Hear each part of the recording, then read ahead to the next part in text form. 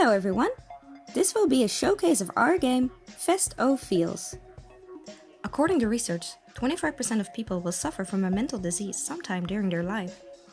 This number is expected to get even bigger, as conditions such as depression are on the rise. This is especially true for the younger generation. We have been contracted to make a serious game about emotions for children ages 11 to 12. More specifically, this game should teach them about the word of balanced emotions and how to maintain such a balance. We hope that by providing insight into emotions, their effects, and how to keep them at a healthy level, we can preventively help people with their possible mental health obstacles in the future. Lantis, the organization who contacted us, provided us with some expert knowledge on the subject. Among them is this graph of the base emotions plus energy and the effects they can have on a person should they be too extreme. When making our product, we have a set number of learning goals we want our game to teach implicitly. Mental wellness is a good balance between your challenges and your energy. Some, but not all challenges can be foreseen. The key to mental well-being is knowing your needs. This can be done by monitoring your own emotions. Anyone can develop mental health problems. People can impact their own and others' emotions through their own actions. Emotions are good to have, as long as you regulate them well. You can always ask for help. And finally, having extreme emotions isn't bad. It does not make you a bad person, nor are they something to make others feel bad about. With this context in mind, we present Fest O Feels.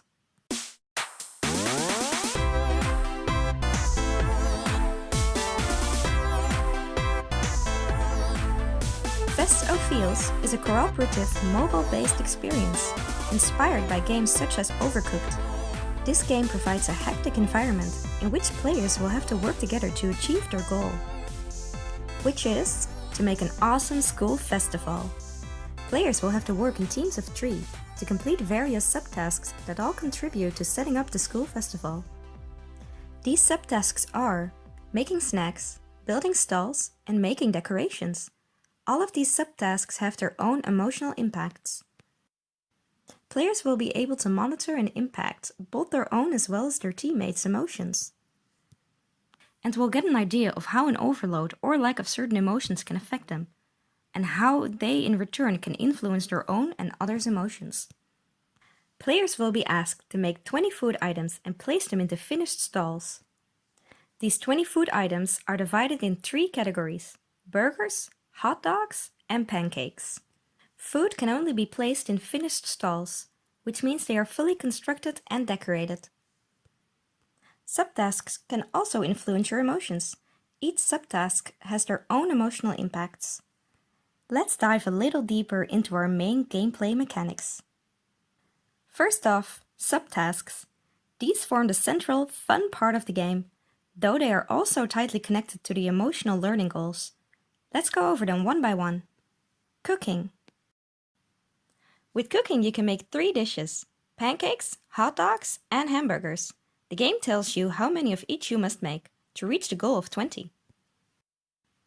For cooking, the process starts by walking to the picnic basket and selecting the appropriate ingredients for the dish you want to make. This will result in you holding a bag of ingredients. If you interact with the stove while holding the bag of ingredients, you will make the food corresponding to the ingredients. Be sure to grab the right ingredients though. Things might turn messy when you mix mustard and flour. Now that we've gone over cooking, we can go to the stall building. To build a stall, you will need to pick up planks from the center of the map. Then bring the plank to the stall building spots and interact with this area while holding a plank. The area itself will show how much planks you need to deliver. Once you have met the necessary amount of planks, you will have to get a hammer from the tool bin, near the center. Interact with the building area while holding this hammer. Doing this will build 1 stage of the stall. Each stall has 3 stages until it is completed. Last but not least comes decoration. Decoration has 2 activities tied to it. First is the painting of the stalls. This is done by getting the paintbrush from the tool bin. Going to a fully constructed stall, interacting with a stall while holding the paintbrush will open up this menu, where you can select which food item a stall can hold. Selecting one of them will apply the corresponding color to the stall. The second activity is making a poster. This is done by interacting with an arts and crafts workbench while holding a pair of scissors. Collect it from the tool bin near the center. This interaction will open up a menu where you can select which food you want to make the poster for. Once the poster is made, you can bring it to a stall that is painted corresponding to the same food as the poster. Interacting with the stall while holding the poster will apply the poster to the stall, fully finishing it and making it ready to place your cooked food in. Now that the stall is painted and has a poster of a food item, you can interact with that stall holding the corresponding food item to deliver it, which will add to the team's score for that food item. The emotions that each player needs to manage are happiness, anxiety, sadness, anger, and their energy. As you might have noticed during the last session, emotions are influenced by the subtasks you perform. These changes in emotion are visualized with pop-ups when a player completes a task. To check up on a player's emotional state, you can click your player icon in the top left corner of the screen. The player's emotion is represented in these bars.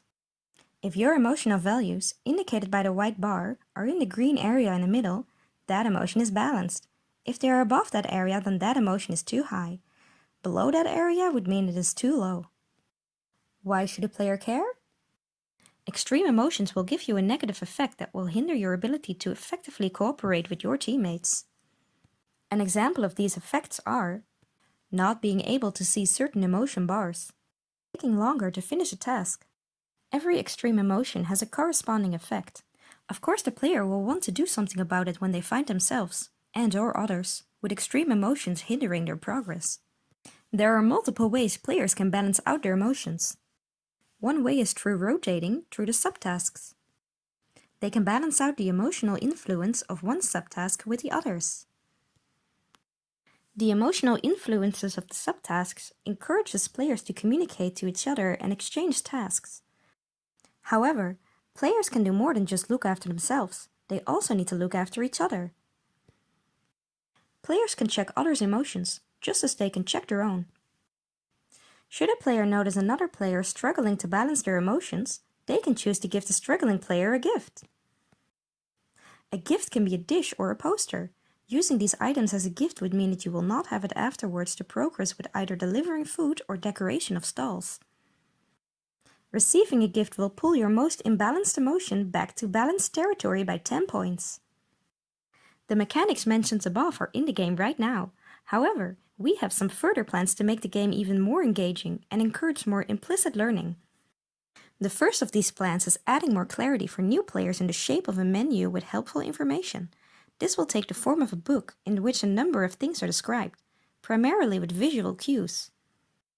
This will include visualization of progress of both a subtask as well as the overarching progression towards the central goal. Describing cooking recipes.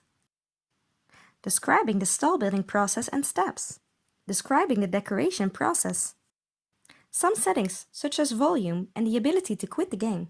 Another plan is the addition of environmental influences on emotions, first of which is a bully.